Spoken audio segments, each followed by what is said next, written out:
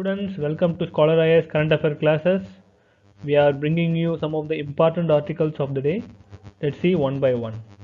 So the first article is Havana Syndrome. This is an article from Indian Express paper. See, this article is more related to prelims than mains. So let's see what it is. Havana Syndrome is nothing but a neurological illness actually.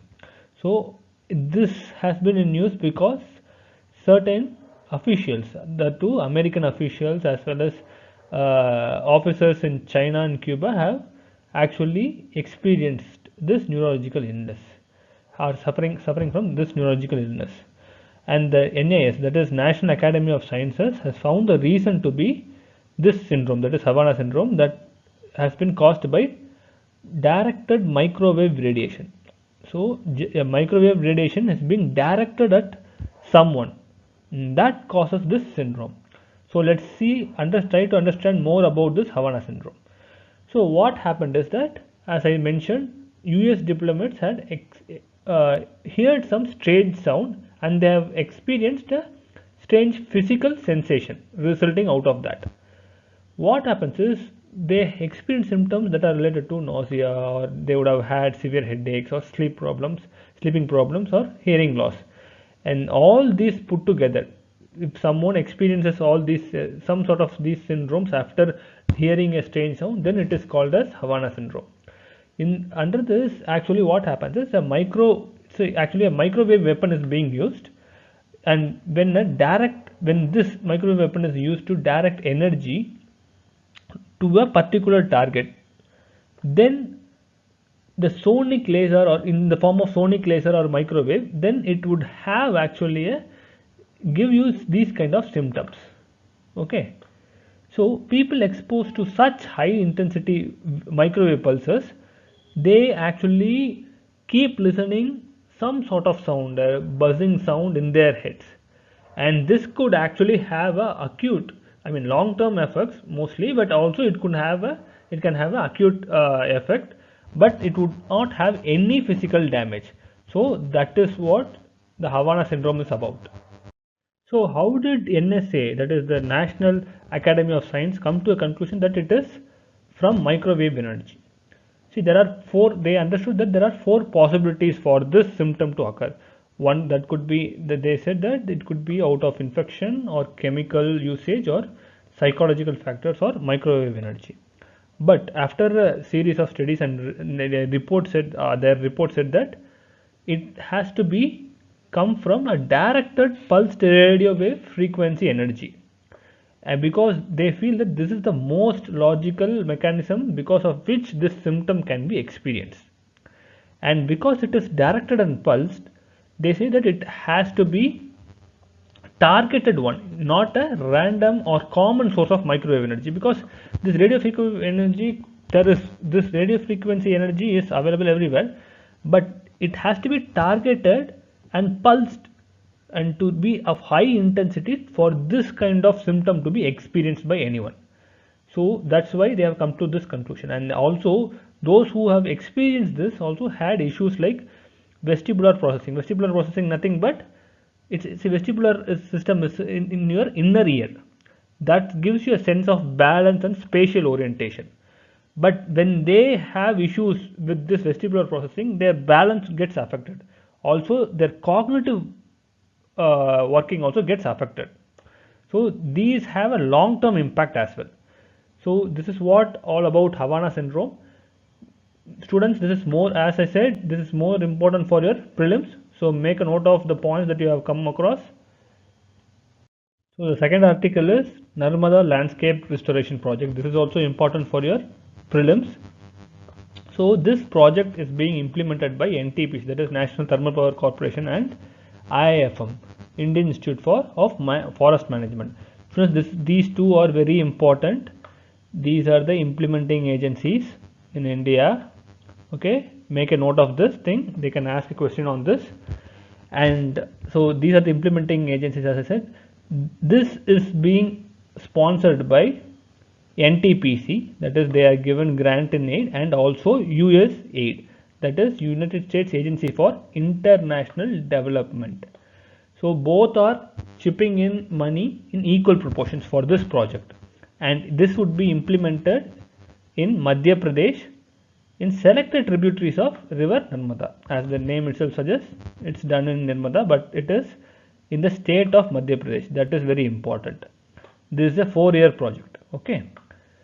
So what happens is this IAFM, along using this grants in aid from the NTPC, is also jointly implementing it with Global Green Growth Institute. This is also important. Make a note of this thing.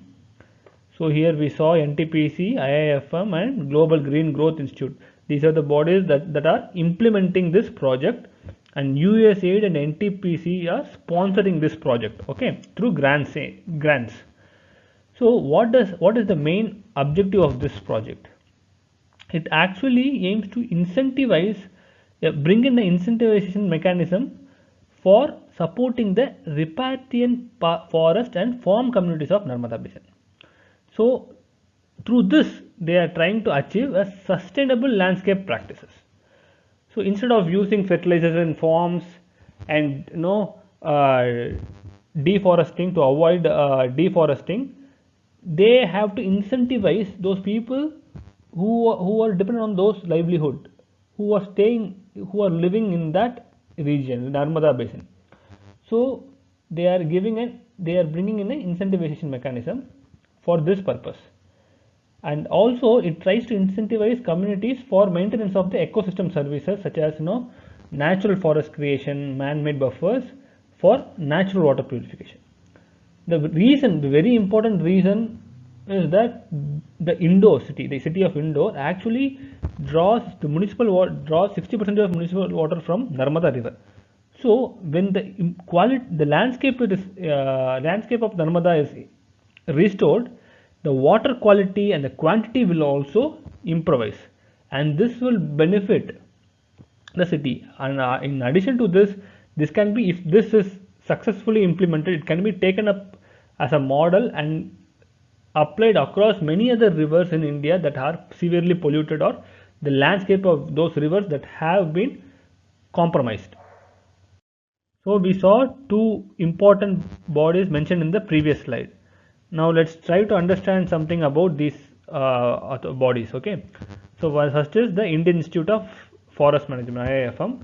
So it is an autonomous institute under Ministry of Environmental, Forest and Climate Change. This is very important for prelims again, and this is the body that trains IAF officers. So if you clear Indian Forest Service, here this is the institute you will be trained at. Okay, and also other forest department, those personnel from other forest departments. Okay, and the second institute that we saw was Global Green Growth Institute.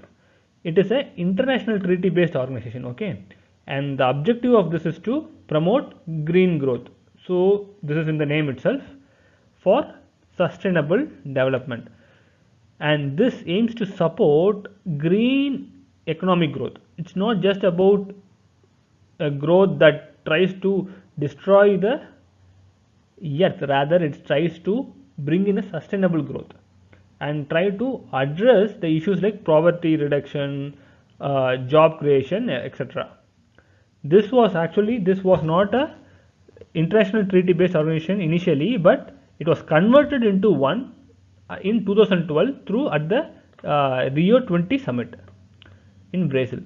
And this is a very important point, students. India is a partner of this organization. Remember, it is a partner, okay, and not a member, because India hasn't ratified this treaty. So remember, India is a partner. Make a note of this. Okay, students.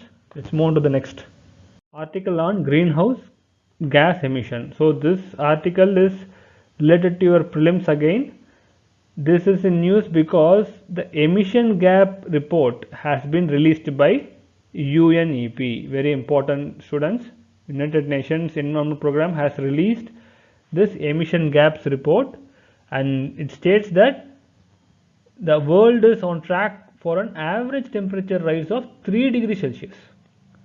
Note, even Paris Agreement tries to bring this to 2 degrees Celsius, but this report states that the world is going to experience an average temperature rise of 3 degrees Celsius.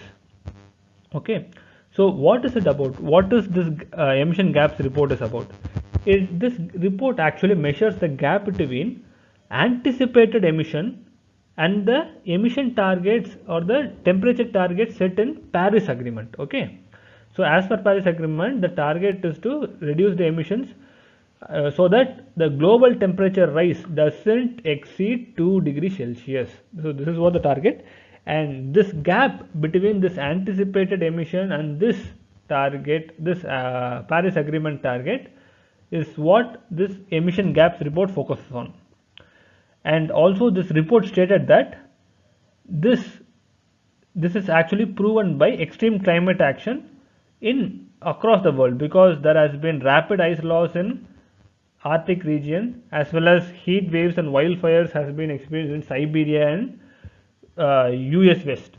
So these are some of the examples for this statistics. And also they say that 2020 is one of the warmest years on record. So, and it also increased the occurrence of wildfire storms and droughts. Students, one thing you have to observe, see, despite even during COVID period where the economy has come to almost a standstill, the period the emissions, because of the emissions, the 2020 has become one of the warmest years. So you understand how much efforts that nations have to put in to bring down these emissions. And even European Copernicus Climate Change Service actually said that November 2020 was the hottest month on record. Okay, so this is about this thing, greenhouse gas emission report. And one thing you have to remember is about what this emission gaps report actually does. So it measures the gap between anticipated emissions and the Paris Agreement targets. This is very important because they can twist the statement in your prelims question asking whether the emission gap report focus on emission gap between developed and developing countries or poor countries and LDCs, something like that. So you should not get confused. You should know it is about anticipated emissions and Paris Agreement targets. Let's briefly understand about this Paris Agreement. So under this agreement, the countries are committed to limit the average temperature rise to below 2 degrees Celsius above pre-industrial levels. Okay, and they are also further, they have to pursue efforts to bring it even to 1.5 degrees Celsius. So this is the target under Paris Agreement. And since 2010, there has been the emissions have increased by an average of 1.4%, but it has significantly risen in the last year itself because of increase in forest fires. So as I mentioned before, I told you that despite COVID pandemic, the halt in the economy and halt in the temporary emissions, the carbon dioxide emission as well as the overall emission has increased because of one reason, because is forest fires. There has been significantly the emissions of carbon dioxide in particular in 2020 has set a new record actually. So this shows despite the COVID pandemic, there is a lot happening that causes greenhouse gas emissions. Okay, and but UNEP report also has stated that the number of countries that has committed to this Paris Agreement has significantly increased, and they have committed to net zero emissions by 2050. Many countries who are party to this Paris Agreement have committed to net zero emissions by 2050. That number has increased, but the problem here is it's not about the promises that the country gives, rather the short-term policies, strong short-term policies that they are ready to implement and show results for. So what would happen if, as per the report, if the global average temperature is going to rise above 3 degrees Celsius? Okay, the one important thing is that there is going to be a serious weather related events that would have a serious impact across the world, and the worst affected would be the poor nations and the island nations. So what is needed is a green recovery. Now we know that all the nations are facing economic slump due to this pandemic. and how we can recover. Instead of going back to the older ways of economic growth, a green recovery can be approached. And what does this green recovery mean? It means investments in zero emission technologies, infrastructure, as well as reducing fossil fuel subsidies. Also, instead of opening new coal plants, the existing efficiency of the existing can be increased, and we can move towards renewable energy. So these are the ways in which green recovery can be achieved, and these actions is expected to reduce the emissions, the predicted emissions, by 25%, okay, by 2030. And this would actually give a chance for achieving for keeping the global warming below 2 degrees Celsius mark. And with this, we would be able to deliver on all the nations would be able to deliver on the Paris Agreement. So this is about the greenhouse gas emissions, students. So I hope you enjoyed the class. For more such videos, please visit our platform, subscribe to our channel. So till tomorrow's video, happy learning. See you. Bye bye.